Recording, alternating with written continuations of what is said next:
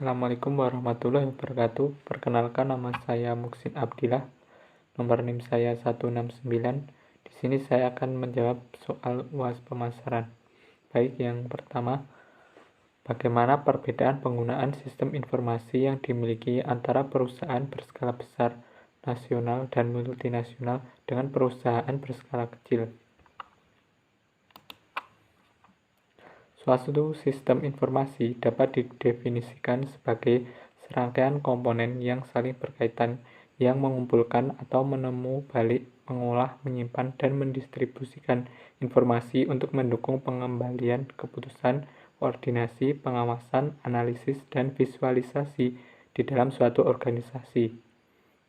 Sistem informasi lebih dari sekedar komputer, walaupun sistem informasi berbasis komputer yaitu menggunakan teknologi komputer untuk mengolah data mentah menjadi informasi yang bermakna.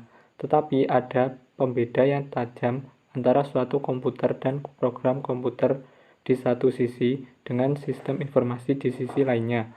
Komputer hanya sebagai bagian dari suatu sistem informasi. Perusahaan besar karena memiliki sumber daya yang tergolong memadai berada pada posisi yang lebih baik. Maka perusahaan multinasional memiliki berbagai produk.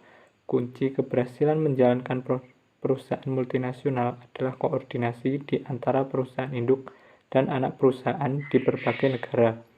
Untuk dapat berkoordinasi secara efektif dan efisien di antara orang-orang yang terpisah secara geografis tersebut, maka perlu dukungan teknologi informasi yang terintegrasi dalam sistem informasi global. Tidak demikian halnya dengan UKM, yang merupakan pelaku ekonomi terbesar terutama di sejumlah negara berkembang. Di dalam literatur, UKM sering dikategorikan sebagai pencorot dalam hal teknologi. Menurut Dans 2001, dengan sumber daya yang serba kekurangan dibandingkan dengan mitranya yang lebih besar, UKM menurut Dans melakukan investasi untuk teknologi dengan cara yang lebih anarkis, dipandu lebih banyak oleh persepsi pribadi manajer dan administrator daripada kebijakan atau petunjuk yang dibuat oleh bagian sistem informasi UKM. Juga diperkirakan memiliki pandangan yang salah tentang manfaat teknologi. Hal ini disebabkan terutama karena kurangnya kesadaran dan adanya persepsi bahwa penggunaan sistem informasi akan menyebabkan biaya lebih tinggi. Kekhawatiran tersebut membuat para pengusaha enggan untuk menggunakan sistem informasi sehingga lebih memilih jalur yang sudah biasa dilaluinya daripada melalui jalur baru yang sebenarnya lebih singkat dan efisien. Selanjutnya disebutkan bahwa lemahnya sumber daya dan kebijakan anarkis tidak saja berdampak pada cara UKM melakukan investasi di bidang sistem informasi, tetapi juga cara UKM memelihara dan meremajakan sistemnya. Jika pada perusahaan besar, pemeliharaan dan peremajaan selalu dihubungkan dengan revisi terstruktur, audit, dan prosedur pencegahan berkala, UKM banyak tergantung pada sikap positif manajernya. Billy 1993 atau sebaliknya tergantung pada kecenderungan menunda. Sistem informasi UKM pada dasarnya memiliki banyak persamaan dengan sistem informasi organisasi besar. Perbedaannya terdapat dalam hal penggunaan dan kendala yang dihadapi. Semua organisasi berhadapan dengan masalah seperti waktu, biaya, dan keterampilan sistem informasi, dan hal itu menjadi lebih signifikan bagi UKM. Tong 1997. Menurut Smith nomor 997, mengemukakan bahwa internet adalah satu-satunya media yang memungkinkan UKM berkompetisi dengan organisasi besar dalam hal perhatian kepada pelanggan. Internet menguntungkan bagi semua bisnis dengan dana yang tidak cukup untuk mengupayakan iklan media untuk menjangkau pelanggan potensial.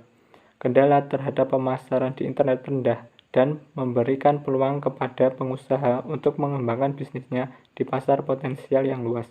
Menggunakan internet juga dapat mengurangi dampak keterbatasan keuangan untuk penelitian pasar seperti dialami oleh sejumlah UKM dan juga memungkinkan penelitian efektivitas biaya. Satu dekade yang lalu, Heikila 1991 menyebut bahwa UKM cenderung menggunakan komputer sebagai perkakas daripada sebagai media komunikasi. Saat ini, keadaan tersebut telah berubah. Bukti menunjukkan bahwa terjadi peningkatan perdagangan elektronik atau e-commerce oleh UKM. E-commerce memungkinkan hubungan dagang elektronik dengan pelanggan dan pemasok UKM pada umumnya tidak dapat berkompetisi dengan organisasi yang lebih besar dalam hal keanekaragaman pelayanan, keuangan, dan kepegawaian. Menurut Tigris 1999. Yang kedua, analisis pesaing. Keberhasilan bisnis salah satunya ditentukan oleh kemampuan memahami pesaing. Output dari kemampuan tersebut menopang manajemen dalam memutuskan di mana akan bersaing dan bagaimana posisi di antara pesaing. Demikian karena analisis dilakukan dengan cara identifikasi industri dan karakteristiknya. Identifikasi bisnis di dalam industri, kemudian masing-masing bisnis pun evaluasi. Prediksi aktivitas pesaing termasuk identifikasi pesaing baru yang mungkin menerobos pasar maupun segmen pasar. Analisis persaingan merupakan suatu usaha untuk mengidentifikasi ancaman, kesempatan, atau permasalahan strategi yang terjadi sebagai akibat dari perubahan persaingan potensial serta kekuatan dan kelemahan pesaing. Analisis persaingan bersifat dinamis. Persaingan dideskripsikan dan dianalisis, pesaing dievaluasi, serta kemudian tindakan pesaing pun diprediksi secara tepat. Yang dimaksud pesaing termasuk di dalamnya pesaing baru yang berpeluang mengacungkan jari telunjuk sebagai tanda kehadiran. Analisis persaingan merupakan aktivitas yang terus-menerus dan memerlukan koordinasi informasi. Bisnis dan unit bisnis menganalisis pesaing dapat dengan cara menggunakan sistem intelijen pesaing. Untuk kepentingan itu, beberapa teknik dilakukan seperti pencairan database, survei konsumen, wawancara dengan pemasok, serta partisipan lainnya yang sesuai. Perekrutan karyawan pesaing termasuk mempelajari produk pesaing. Setiap teknik yang telah dikemukakan tampak di dalamnya mengandung unsur titik kedinamisan. Analisis SWOT, Strength, Weakness, Opportunities, and Threats. Analisis SWOT adalah alat yang digunakan untuk mengidentifikasi isu-isu internal dan eksternal yang mempengaruhi kemampuan kita dalam memasarkan event kita.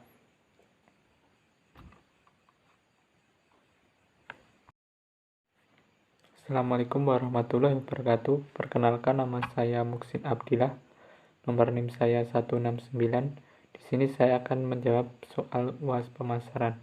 Baik, yang pertama, bagaimana perbedaan penggunaan sistem informasi yang dimiliki antara perusahaan berskala besar, nasional, dan multinasional dengan perusahaan berskala kecil? Suatu sistem informasi dapat didefinisikan sebagai serangkaian komponen yang saling berkaitan, yang mengumpulkan atau menemu balik, mengolah, menyimpan, dan mendistribusikan informasi untuk mendukung pengembalian keputusan, koordinasi, pengawasan, analisis, dan visualisasi di dalam suatu organisasi. Sistem informasi lebih dari sekedar komputer, walaupun sistem informasi berbasis komputer yaitu menggunakan teknologi komputer untuk mengolah data mentah menjadi informasi yang bermakna. Tetapi ada pembeda yang tajam antara suatu komputer dan program komputer di satu sisi dengan sistem informasi di sisi lainnya. Komputer hanya sebagai bagian dari suatu sistem informasi. Perusahaan besar karena memiliki sumber daya yang tergolong memadai berada pada posisi yang lebih baik. Maka perusahaan multinasional memiliki berbagai produk. Kunci keberhasilan menjalankan perusahaan multinasional adalah koordinasi di antara perusahaan induk dan anak perusahaan di berbagai negara.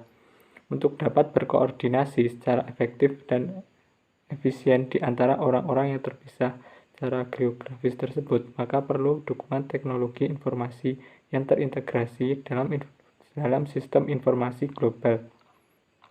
Tidak demikian halnya dengan UKM, yang merupakan pelaku ekonomi terbesar terutama di sejumlah negara berkembang. Di dalam literatur, UKM sering dikategorikan sebagai pencorot dalam hal teknologi. Menurut Dans 2001, dengan sumber daya yang serba kekurangan dibandingkan dengan mitranya yang lebih besar, UKM menurut Dans melakukan investasi untuk teknologi dengan cara yang lebih anarkis, dipandu lebih banyak oleh persepsi pribadi manajer dan administrator daripada kebijakan atau petunjuk yang dibuat oleh bagian sistem informasi UKM. Juga diperkirakan memiliki pandangan yang salah tentang manfaat teknologi. Hal ini disebabkan terutama karena kurangnya kesadaran dan adanya persepsi bahwa penggunaan sistem informasi akan menyebabkan biaya lebih tinggi. Kekhawatiran tersebut membuat para pengusaha enggan untuk menggunakan sistem informasi sehingga lebih memilih jalur yang sudah biasa dilaluinya daripada melalui jalur baru yang sebenarnya lebih singkat dan efisien. Selanjutnya, disebutkan bahwa lemahnya sumber daya dan kebijakan anarkis tidak saja berdampak pada cara UKM melakukan investasi di bidang sistem informasi, tetapi juga cara UKM memelihara dan meremajakan sistemnya. Jika pada perusahaan besar, pemeliharaan dan peremajaan selalu dihubungkan dengan revisi terstruktur, audit, dan prosedur pencegahan berkala, UKM banyak tergantung pada sikap positif manajernya. Billy 1993 atau sebaliknya tergantung pada kecenderungan menunda. Sistem informasi UKM pada dasarnya memiliki banyak persamaan dengan sistem informasi organisasi besar. Perbedaannya terdapat dalam hal penggunaan dan kendala yang dihadapi. Semua organisasi berhadapan dengan masalah seperti waktu, biaya, dan keterampilan sistem informasi, dan hal itu menjadi lebih signifikan bagi UKM. Tong 1997. Menurut Smith nomor 997, mengemukakan bahwa internet adalah satu-satunya media yang memungkinkan UKM berkompetisi dengan organisasi besar dalam hal perhatian kepada pelanggan. Internet menguntungkan bagi semua bisnis dengan dana yang tidak cukup untuk mengupayakan iklan media untuk menjangkau pelanggan potensial.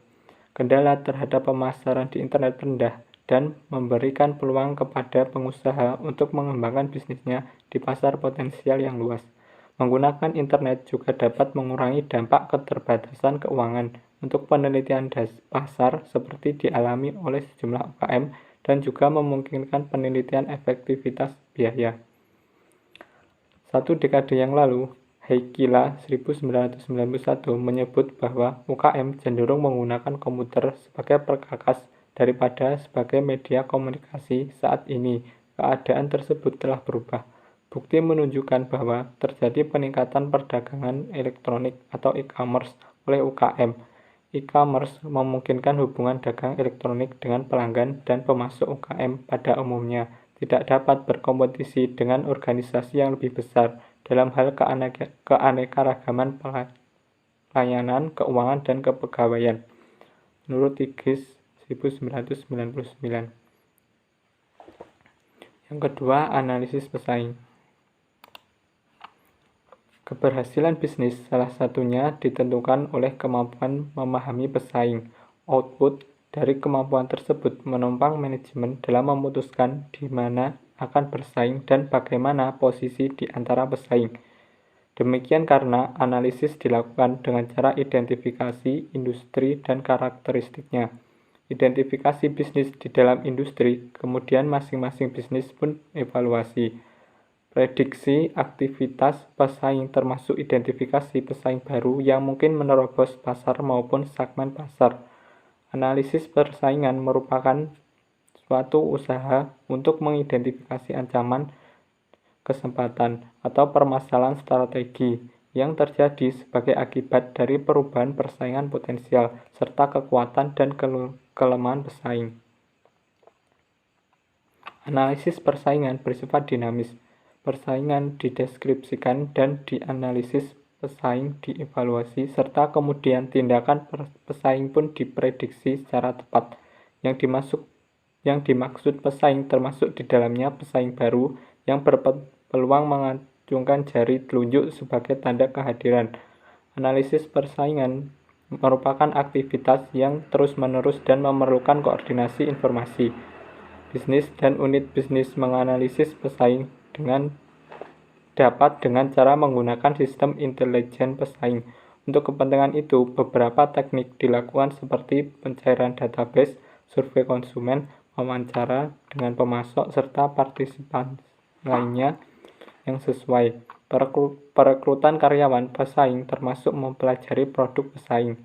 Setiap teknik yang telah dikemukakan tampak di dalamnya mengandung unsur titik kedinamisan. Analisis SWOT, Strength, Weakness, Opportunities, and Threats. Analisis SWOT adalah alat yang digunakan untuk mengidentifikasi isu-isu internal dan eksternal yang mempengaruhi kemampuan kita dalam memasarkan event kita.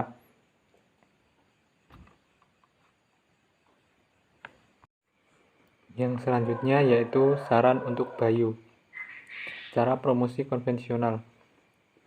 Pada poin di atas disebutkan cara mempromosikan produk dibedakan menjadi dua jenis.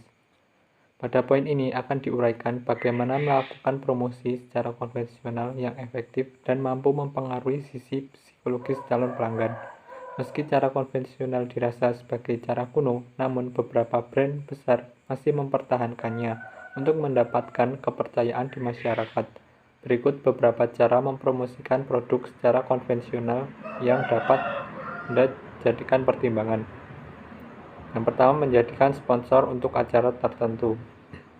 Menjadikan sponsor untuk acara tertentu merupakan cara mempromosikan produk yang paling efektif untuk para pelanggan. Hampir setiap minggu, selain ada event yang diselenggarakan, disinilah kesempatan Anda untuk bisa masuk ke dalam bagian acara dengan menjadi sponsor. Strategi ini dirasa cukup efektif dalam menjaring calon pelanggan baru, terlebih lagi jika usaha Anda sedang mempromosikan produk baru, namun sesuaikan produk usaha Anda dengan event yang digelar. Banyak brand besar yang masih menggunakan cara ini, misalnya saja instansi di bidang kesehatan bekerja sama dengan produk sabun kesehatan menyelenggarakan acara Fun Walk dengan kampanye pola hidup sehat melalui aktivitas cuci tangan dengan sabun. Di sini dua tujuan promosi sebenarnya bisa diraih. Pertama, untuk meningkatkan awareness mengenai produk tersebut dan meningkatkan penjualan. Yang kedua, bagi-bagi produk. Cara mempromosikan produk konvensional selanjutnya yang juga sering dilakukan adalah memberikan atau membagi-bagikan produk secara cuma-cuma. Akan tetapi, tidak semua pengusaha melakukan cara seperti ini. Hanya brand dan pengusaha yang memiliki budget lebih yang dapat menjalankan strategi baik bagi produk ini. Mengingat dana yang dibutuhkan tidaklah sedikit. Tujuan dari strategi ini tidak lain untuk memberikan contoh produk secara langsung kepada calon pelanggan. Jadi, pelanggan di sini tidak hanya melihat seperti apa produk yang ditawarkan, tetapi juga mereka dapat merasakannya. Yang ketiga, mengenalkan produk ke pelanggan langsung. Sebagian orang mengatakan cara mempromosikan produk ke pelanggannya secara langsung disebut dengan strategi jemput bola. Selain melakukan pengenalan produk menggunakan papan-papan pengumuman, baik itu berupa billboard atau flyer, cara ini biasanya dilakukan dengan mendatangi outlet-outlet tertentu secara langsung. Diharapkan dengan mendatangi outlet tersebut, banyak calon pelanggan lebih mengenal brand produk yang akan dipasarkan. Terlebih lagi jika outlet tersebut cukup ramai oleh pengunjung. Jelas hal ini merupakan peluang besar yang menguntungkan dalam meningkatkan penjualan. Yang keempat, insentif untuk pelanggan. Memberikan bonus atau insentif bagi pelanggan setia Anda. Mengapa tidak? Hal ini bisa Anda lakukan untuk meningkat kepercayaan pelanggan. Dengan demikian, jika kepercayaan pelanggan tersebut dapat terjaga dengan baik, mereka akan merekomendasikan produk Anda kepada keluarga, kerabat, dan yang lainnya. Dari rekomendasi inilah akan bermunculan calon pelanggan baru untuk memesan produk Anda. Di sini, strategi branding produk maupun diri Anda sebagai pengusaha berjalan dengan baik, di samping target penjualan yang akan terpenuhi. Yang kelima, mengadakan event sendiri. Bila pada poin sebelumnya, cara mempromosikan produk secara konvensional dilakukan dengan menjadi sponsor sebuah acara. Untuk berikutnya, mengapa tidak mengadakan event sendiri? Keunggulan bila Anda mengadakan event sendiri adalah tidak terikat dengan kontrak dan penyelenggara lainnya. Sebab di sini Andalah yang memiliki acara dan Anda bebas menentukan strategi promosi dan pemasaran. Selain mengadakan event tersebut, di sisi lain Anda bisa memasarkan produk dari brand Anda sendiri dengan lebih mudah. Cara promosi menggunakan media digital. Cara mempromosikan produk menggunakan media digital memang banyak digunakan oleh sebagian pengusaha saat ini. Alasannya, selain lebih menghemat biaya periklanan, menggunakan cara ini dinilai sebagai langkah efektif untuk lebih dekat dengan pelanggan. Apa dan bagaimana cara mempromosikan produk dengan menggunakan media digital ini? Berikut di antaranya. Yang pertama, manfaatkan jasa endorsement. Promosi di dunia digital bisa Anda lakukan dengan memasarkan produk melalui media sosial. Meski menggunakan media sosial, Anda harus tetap memperhatikan segmentasi pasarnya. Misalnya, jika target produk untuk anak muda, sebaiknya pilihlah Instagram. Anda juga bisa memanfaatkan jasa endorsement selebriti maupun influencer. Cara seperti ini sangatlah efektif untuk mengenalkan produk Anda dan postingan promosi produk berpeluang lebih besar untuk diperhatikan oleh pelanggan, sehingga pelanggan dapat yakin terhadap produk Anda. Yang kedua, pasang iklan di publisher. Selain media sosial, cara mempromosikan produk di ranah digital paling tepat jika Anda memasangnya di Google. Memasang iklan di Google sangat efektif, sebab saat ini banyak orang yang menggunakan internet dan melakukan pencarian di browser Google. Maka tidak heran jika Google menjadi ranah yang paling banyak dilirik oleh pengusaha. Anda pun bisa menggunakan layanan publisher Google. Bahkan disebut-sebut konvensi dari penjualan iklan di Google lebih baik bila dibandingkan dengan media sosial. Yang ketiga, membuat konten yang menarik. Kunci utama dalam cara memasarkan produk di media digital adalah konten yang menarik. Konten ini bisa berupa foto, video, hingga ulasan mengenai produk di website perusahaan Anda. Sementara penggunaan konten berupa foto dan video sangat cocok digunakan untuk media sosial. Untuk memaksimalkan website perusahaan, sebaiknya gunakan desain yang user-friendly, di samping menggunakan desain yang tampilan menarik. Anda juga bisa dengan membuat blog yang berkaitan dengan produk.